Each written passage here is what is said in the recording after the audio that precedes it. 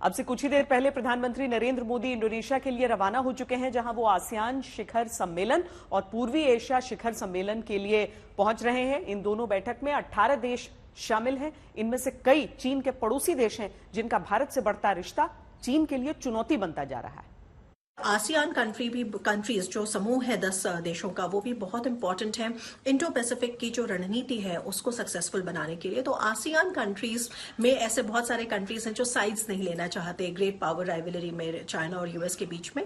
तो हिंदुस्तान जैसे देश के साथ एक तरह से कि आप कह सकते हैं कि एक जो मल्टीपोलर वर्ल्ड ऑर्डर है उसको वो भी सपोर्ट करते हैं। तो भारत बेसिकली अपने इन तमाम छोटे छोटे जो फॉरेन पॉलिसी जो इनिशिएटिव्स हैं, आसियान को एंगेज करना, वेस्टर्न ब्लॉक को एंगेज करना, ग्लोबल साउथ को एंगेज करना, रशिया को एंगेज करना, इन सारी चीजों से कहीं ना कहीं चाइना की जो डोमिनेंस है उसको बैलेंस करता है और अपने इशू बेस्ड फॉरेन पॉलिसी को परस्यू करता है। आसियान देशों के लिए इंडिया इंपॉर्टेंट है, लेकिन जहां तक विकल्प का सवाल है, आई डोंट थिंक एनी उसका कंपैरिजन है। लेकिन हमारा अपना रिलेशनशिप जो है काफी अच्छा है आसियान के साथ, हमारी एक्ट ईस्ट पॉलिसी के तहत भी और बिम्स्टेक में भी और आसियान इंडिया समिट जो है हमारा उनके साथ। तो ऑलरेडी हम काफी एंगेज्ड हैं आसियान कंट्रीज के साथ और हम और अपना बढ़ाना चाहते हैं अपने कॉम्प्रिहेंसिव। हम इसलिए क्या कहते हैं बाय टाइज पार्टनरशिप जो है बढ़ाई है लास्ट ईयर, उसको अपग्रेड किया है और डिफेंस और मैरिटाइम सिक्योरिटी और ये सब चीजें इसमें ऐड की हैं। हमारे जो कोऑपरेशन है digital public infrastructure, digital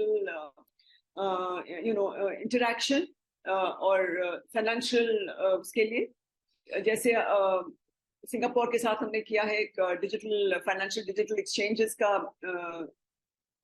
system establish किया है।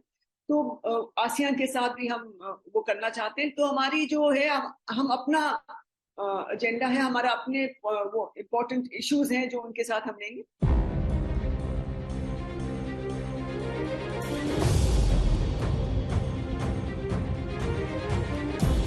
भारत प्रेम, समानता, बंधुत्व की भूमि है, जहां चीन जैसे देशों के राष्ट्रपति को भी भगवान जैसा मेहमान मानकर स्वागत सत्कार किया गया। मानवता के कल्याण की नीयत से भारत ने चीन से रिश्ते सुधारने की भरसक कोशिश की, लेकिन जिस मुल्क की तारीख में मक्कारी के पन्ने भरे हों, वो आदत से लाचार निकला। जिनपिंग के भारत नहीं आने के कारणों पर गौर करें तो भारतीय भूभागों को चीन में शामिल करके नक्शा जारी करना चीन की चाल थी, ताकि वो G20 से पहले माहौल बिगाड़कर न आने का बहाना खड़ा कर सके। एक वजह ये भी है कि भारत की जमीन पर घुसपैठ करके बैठे चीन के पास भारत के सच का सामना करने की ताकत नहीं। भारत का रुतबा जिस तरह बढ़ा है, भारत जिस तरह हर मंच पर मुख्य किरदार बनता जा रहा है, इससे चीन को चिढ़ है। खासकर भारत का पश्चिमी देशों का पसंदीदा मुल्क बनने से चीन ज्यादा परेशान नजर आ रहा है, क्योंकि उसकी दुकान बंद होती दिख रही है। यूक्रेन युद्ध के दौर में चीन रूस के साथ खड़ा दिखने की कोशिश में पश्चिमी देशों के मंचों का बहिष्कार कर रहा है। G20 की बैठक में राष्ट्रपति शी जिनपिंग ने नहीं आकर दुनिया को ये संदेश देने की कोशिश की है कि भारत चीन के रिश्ते ठीक नहीं है। और ये रिश्ते ठीक क्यों नहीं है? क्योंकि चीन भारत में घुसपैठ करके बैठा हुआ है। कोविड काल में लद्दाख से शुरू हुई घुसपैठ की कहानी अरुणाचल प्रदेश तक लगातार सुनाई पड़ती रही। और चीन ने ये रिश्ते क्यों बिगाड़े हैं? क्योंकि चीन को उसकी मक्कारी के रास्ते में भारत खड़ा मिला है। जब चीन पूरी दुनिया में कोरोना फैलाकर लद्दाख में घुसपैठ कर रहा था, तब भारत ने अपनी सरहद भी बचाई और चीनी महामारी का मुकाबला करने में पूरी दुनिया की मदद भी की। चीन की बीमारी से लड़ने में भारत ने दुनिया के कंधे में कंधा मिलाकर काम किया। कोरोना के बाद दुनिया को भूख, गरीबी, बेकारी से लड़ने में अपनी क्षमता दिखाई, तो दुनिया में भारत का रुतबा भी बढ़ा। अमेरिका से लेकर यूरोप तक और ऑस्ट्रेलिया से लेकर अफ्रीका तक भारत की क्षमता का डंका बजा।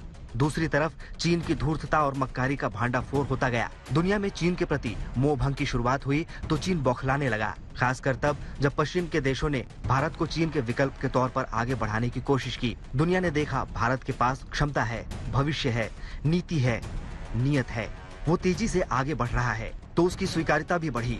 चीन को यही चुभ रहा है। और जब भारत की आवाज दुनिया में सुनी जाने लगी, तो प्रधानमंत्री मोदी ने विश्व के मंचों से वो आवाज उठाई जिसे आज तक दरकिनार किया जा रहा है।